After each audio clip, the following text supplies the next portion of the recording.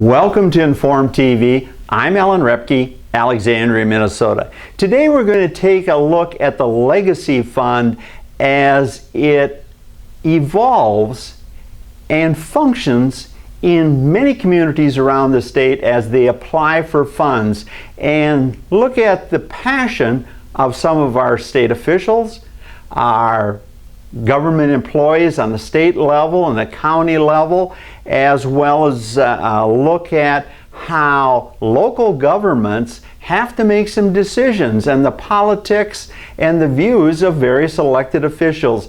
Yet at the same time, the passion of local people that are familiar with the assets that we have in outstate Minnesota, and their passion to see that some of these assets are preserved so all citizens can enjoy the beauty of Minnesota. And for whether it's grandkids or your own kids or your visitors that come to the state of Minnesota now and in the future, can enjoy the great legacies that we have in Minnesota with the natural resources as well as the talents of the great people of the state of Minnesota. And we have to look at Minnesota's Legacy Fund must be viewed as democracy in its purest form, to the point where I think if Abe was here today, he would tip his hat at us and say, this is truly government of the people, by the people, and for the people. And the program of the Douglas County Commissioners meeting, I think you'll agree with that, even though you may not say that guy isn't the greatest photographer in the world, but I think I capture the emotions and the passion of the Legacy Fund. And at the same time, I say this because it's truly grassroots level, where government is driven by a community of citizens. The community of citizens that you're soon going to watch here in Douglas County, as well as all of you that approved this amendment.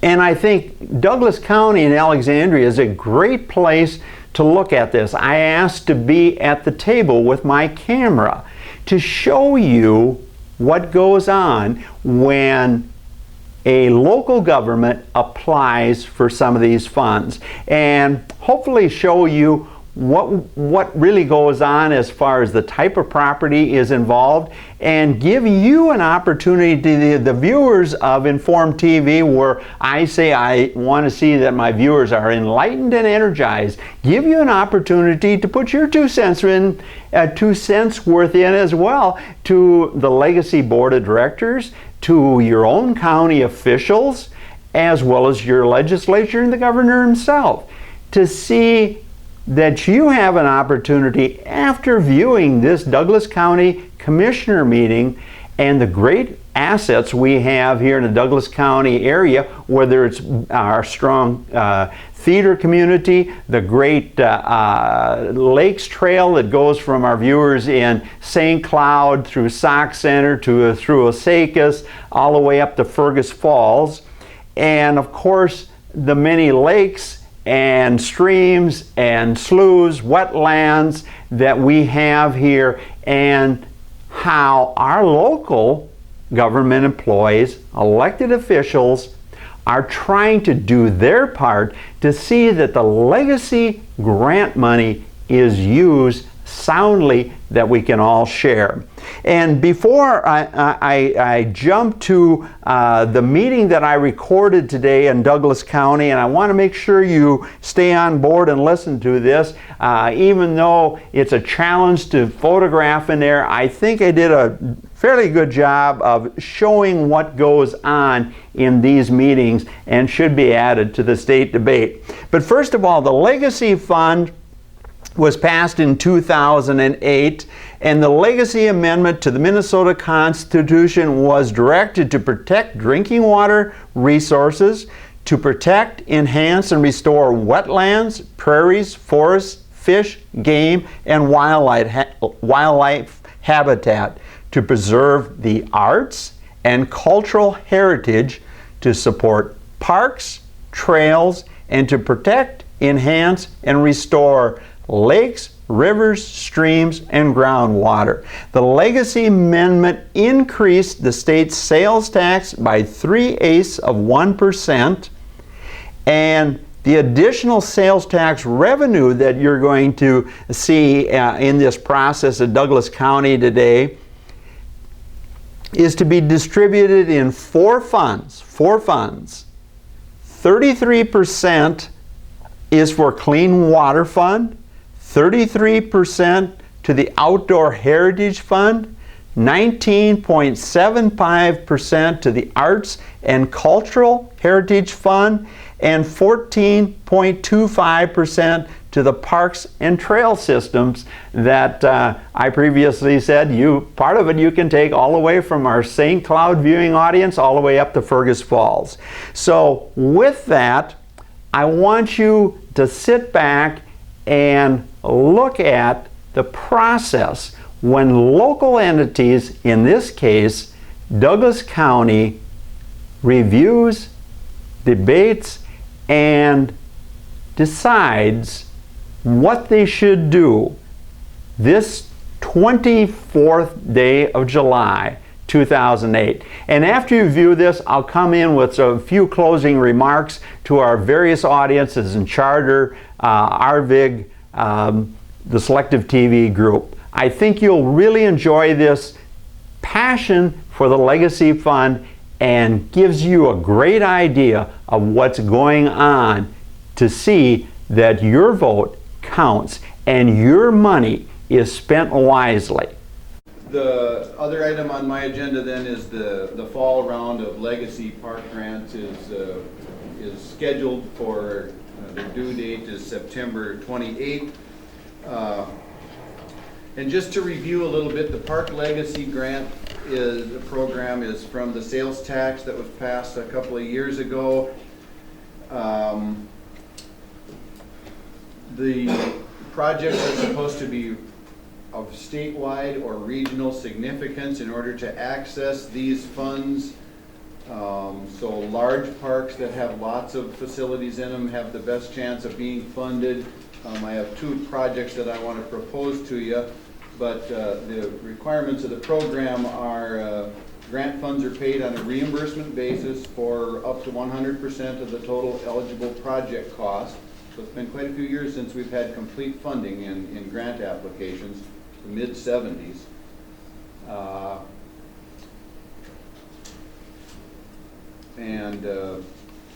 Let's see, that's the main detail that's different about this, is that there's no local share required. There's no cap on project size anymore either. So there's $7,493,000 available to the 80 counties that are outside the metro, and there's no project cap. So the two projects that I want to talk about today are the final round out at Lake Brophy Park. That is an image of Lake Brophy Park, or of the property that we've been working on out there. And it's all the green stuff here. We'll just say it's from this road down to there. It's this area of the park. That's what's we've started acquiring out there. And I sent along in the notes, we've had some discussions with LeGrand Townships about whether or not it was important to buy this north 40 acres, which, let's see if this, I think doesn't work very well. If this one works, the pointer in either. Yeah, I guess it works. This is the north 40 acres up in here. We've bought quite a bit of this property down here already. And you can see this is Brophy, North Union, here's Stony and Cowdrey. This is Lake Darling, probably Lake Carlos and Lahamadou over here. All these lakes are kind of, in fact, you can actually see these lakes from this property, because some of these hills out in this park are really tall. It's quite an amazing place. So we talked with the township about it. The township has had several discussions, and they did pass a motion at one of their meetings, which I sent along to you, that they would not oppose this acquisition if we were to proceed with this. They don't throw their full support behind it because they're concerned about tax burden, and I think that we all appreciate that. I doubt that LeGrand Township is more conservative than our own board is, but you know, you have to appreciate their concern about that. Some of our boards are. So anyway, they had two concerns though, and one of them was they wanted to know what we plan to do with this property, and there's been some discussion about a napkin plan for this park for been going on. I've been reluctant to do a napkin plan because I don't like to say what we're going to do before we plan this, but I mean, I don't really plan to do this park on a napkin. But we did, this is some of the issues that are out there, and I think you can see this. This is a straight overhead view of the park property, but it's the stuff inside the blue lines here. We've purchased this part already. We've purchased this, and we purchased the shoreline of North Union. This is the 56 acres that's left up here. So we just did a little bit of thinking about this, and 3 or 4 people all agreed that, you know, the best route to bring motor vehicle traffic into this property is, I mean, here's the existing gravel entrance right down here. This entrance is right across from a road to a subdivision, and it sort of follows a contour line that gets you back up to Centennial Lane. It wouldn't be too hard to construct a motor vehicle road along that route. Some of these other hills are high up here, and it would be hard to get up on top of them. And it's also likely that, you know, we would interrupt these views. I mean, some of these views that you get on the top of these ridges are just incredible out here. This is North Union over here. This is, you know, you can see Brophy, Union, and from the top of these ridges you can actually see the waters of Darling, Lahamadou, and Carlos as well. So this plan shows some things that we probably will do and some things that we could do with this property. These little faint orange spots here are there's one there, there's one there, there's one right here, there's another one here, there's another one here. Those are what we learned in the first 2 rounds of acquisition from the archaeological study, that those are areas that are littered with prehistoric human habitations, spots. And we won't be allowed to develop anything on them. They're high ridges that look over the lake, and they're just great spots to camp, and people camp there for centuries. So they're kind of off the table for development spots. We could run a pedestrian route that would get us back into this nice little beach area over here on North Union, but it would just have to be a trail, a pathway. These big red spots up here are the highest points in the park, and the places where people are going to want to get to those so that they can see those amazing views up there. There's one here. This is the highest hill back here, but this is the one that is the most, I would say, it's the most spectacular view. They're all pretty good though. These are contour lines on 10 feet out here, so you can see that these slopes are severe. Those slopes pretty well on this aerial photograph. That these ridges out here, these are severe slopes out here. You're not going to do much except toboggan on some of those hills. Get up there and look around. But that entrance road would kind of wind through this area and connect up to Centennial Lane by that. That would be most likely the way you'd have to develop this park. We could use this area back over here for winter recreation. This is the spot down here where there's really nice access to Lake Brophy. There used to be a house sitting here. It's a very nice park-like area. It would probably be the first area we would develop. There's a cattle pass under the Central Lakes Trail. This is the Central Lakes Trail going through the property. So there's a cattle pass under the Central Lakes Trail there that you can get down to the beach. I think when you look at the view, this is the area of Lake Brophy that you see when you go through that cattle pass. It takes you right down to a small, only about 75 feet long, but it's really nice. So we just tried to imagine, well, you'd probably try and connect these 2 entrance roads up with some trailways that would get you up to these vistas so people could see, and build some parking lots. This spot back over here, it's marked U1, it's use area 1. It's about the only place in that property where you could build a large-scale facility where you might get 200 people. You know, I mean, many of our other parks have family reunions in them every weekend, all year long, 250 people. Well, this would be a big park, and I think we would expect that kind of use out there. This is a sort of a view of that area. I think we're looking off to the northwest right here.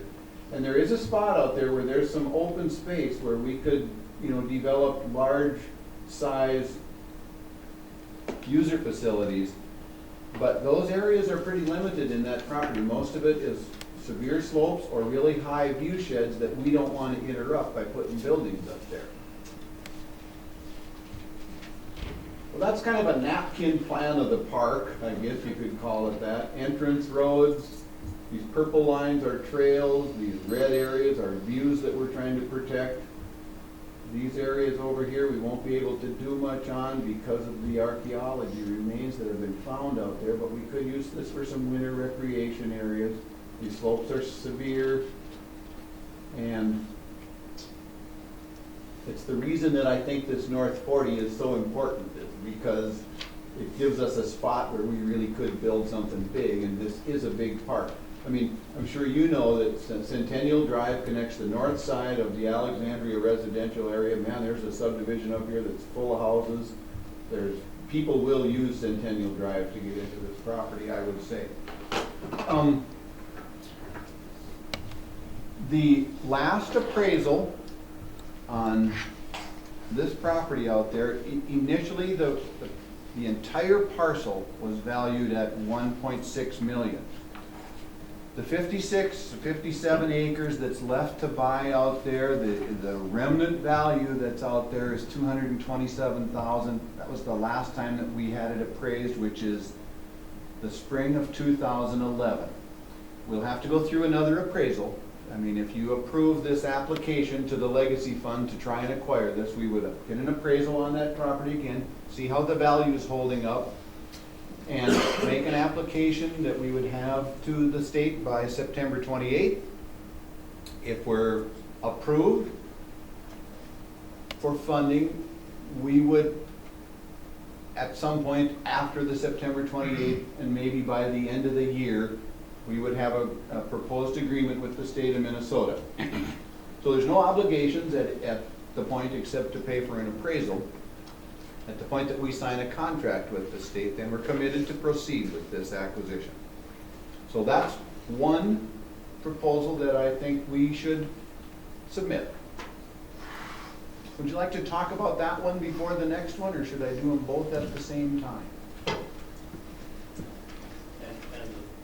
the next one isn't about Brophy, though. The next one isn't about Brophy. Okay, we should talk about Brophy. Okay. So there's how many acres here? 56.75 is what's left out there. Same property owner. Well, I think Mr. Chair, we discussed about this last time around. You know, the township, they'd like to keep that North 40 there for development, so it don't go up the tax roll. You know, the 16 acres to line up with that 40 you're going across there, that's very steep in there. It's always been pasture for years. Someone's cut the hay off from it now. It was dug up in 1956, because I dug it in 1956. I was working for a farmer that, when Walt Anderson had that property, we worked it up so he could reseed it down the pasture. It's ugly for, loves very steep. But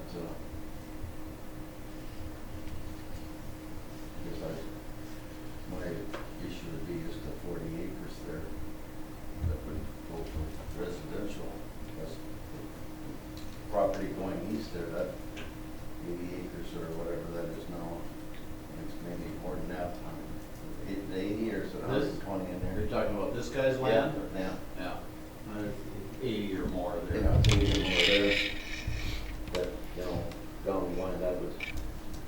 be developed for residential, it would be back to the back of the park, so, you know. Pretty attractive residential property. Yeah, it would be, so, you know, that was my thought there, that 40 acres would be residential, take the 16, but anyway, that's the rest of the people, what they have to say. Mr. Chair, in applying for this, what is the percentage then county with the grant money? What do we, is it a match? 0%. Okay, so application for this, if it falls through, would then be, it would be available, whatever. So we would, the county then would of course have to look at doing that purchase on its own. And listen, I'm in favor of this. It's fantastic.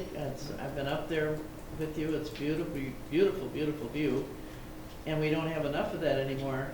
Everywhere is developing and developing, which I'm not against development, but I think it should be preserved, and it's so close to the city of Alec, which is invaluable too.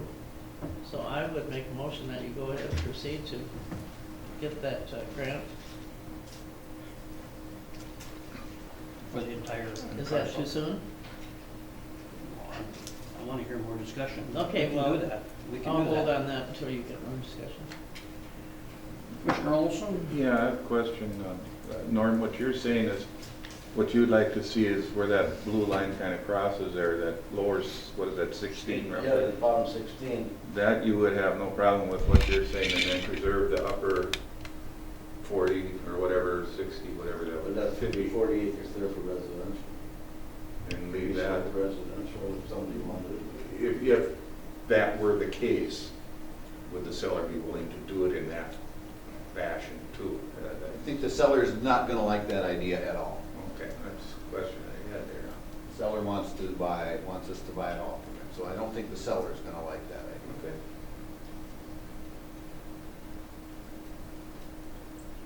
Okay.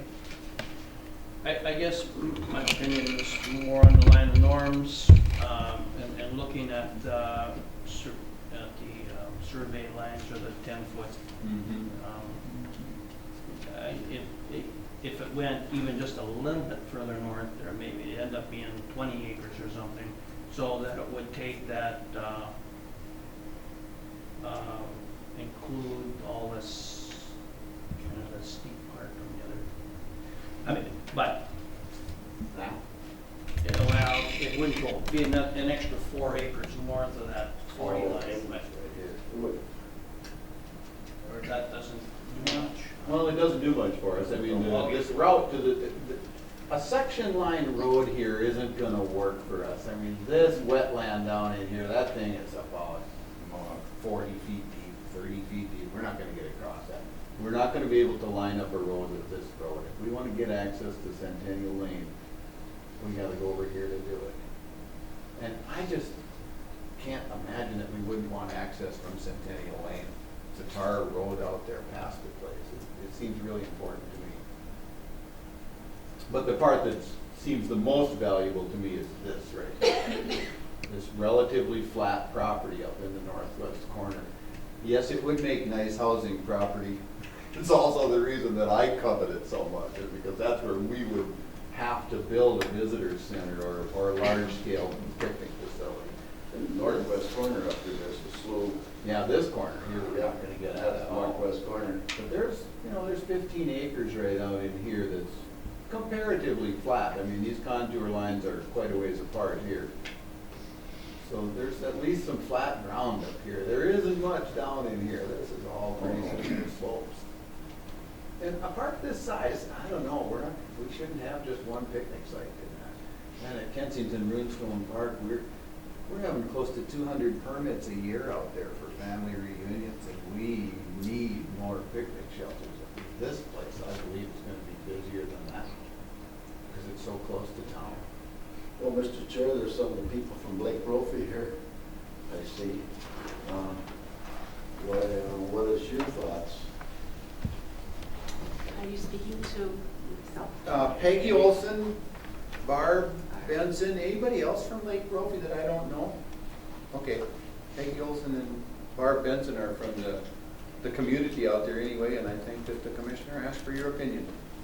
Well, my opinion is that I would like to have that park be for generations to come, to enjoy, to have family gatherings, to appreciate what I've appreciated my whole life.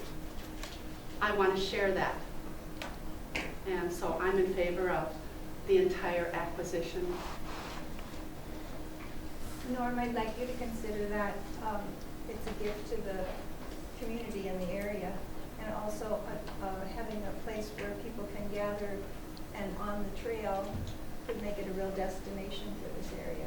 I think it's short-sighted not to grab that piece of property while it's available before housing will go in there.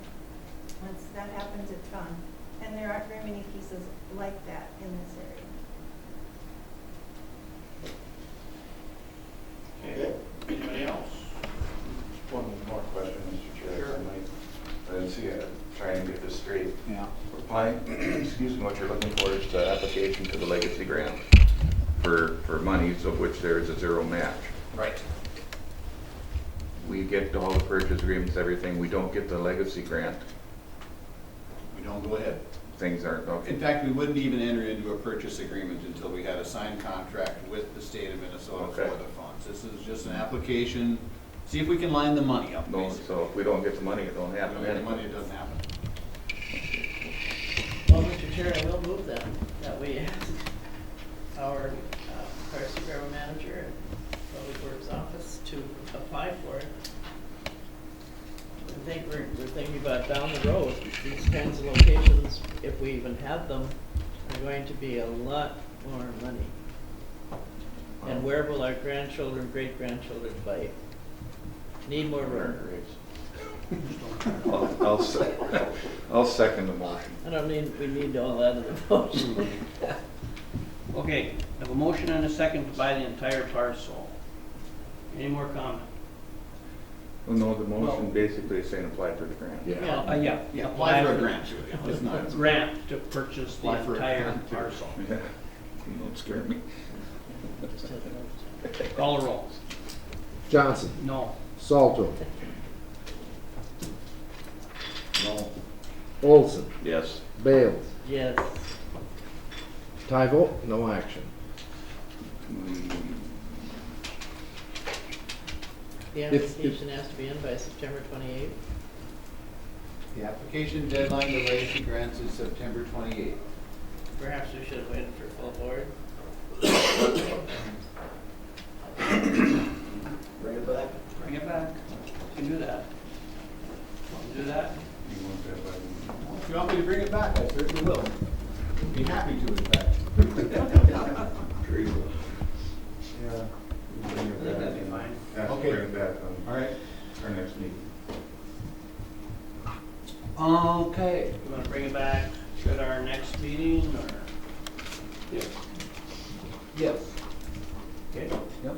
so that'll be the first meeting in August? This meeting in August, we'll bring it back for reconsideration, is that? Yes. All right. Maybe you gotta take all the board up there on those hills. We good?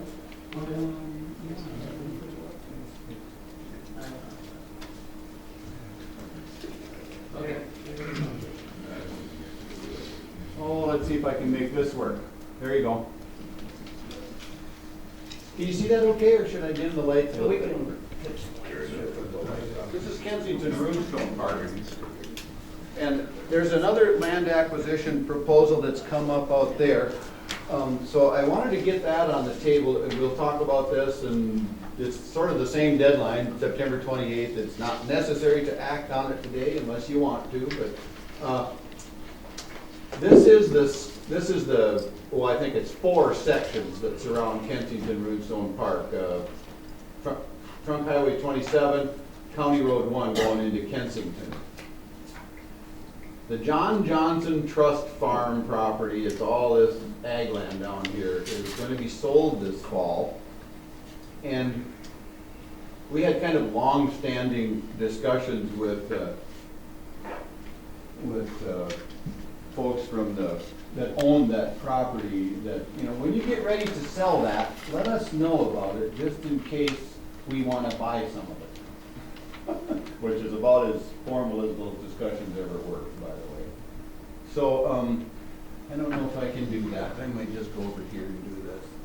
Okay, so I'm going to turn on the image of Kensington Runestone Park, just so you can see where the park boundary is here. That's the current Kensington Runestone Park right there. 305 acres, and this property that is in the, oh, that thing's going to die on me. Anyway, this western section over here is all going to get sold now this fall. So, I talked with the guy who's selling the property for the family, and they said that that piece of property right there that comes up in red doesn't have any ag land on it. The family's interest is in preserving all of the tillable acres because they get rent from it. But they don't have so much interest in that piece of property that's outlined in red there. It's the shoreline of Ing Lake. It's kind of a wooded hillside. There's a slough in the middle of it. Somebody runs pasture cattle out in there. But the fields are all down in this area, and then all these fields around this way. Now right over here, this little square right there is Solon Lutheran Church. And that's where the Oman family is buried. Most of their graves are in that church cemetery. There's a drainage ditch right along here that we asked, if we were to buy this, would you give us a 100-foot pedestrian easement across this drainage ditch so that park visitors could walk over here to the cemetery and view the graves of these famous people that found the Kensington Runestone. Now, the new park entrance that we're building this fall is right here. So it's about a 1-mile walk across this wooded hillside and through that ditch, which that's an intimidating walk to some people, and to other people, that's not, walk that and be back in no time. It's just a hike. It's like walking out to the hill and back. They do it all the time out at the park. So it's not like they couldn't do this walk if we did. So, what I told this property owner is, I'll take this to the board. Gary Stevenson and Scott Tillman went out, made a legal description of that goofy shaped parcel out there. We know that it's 84 acres. Same deal.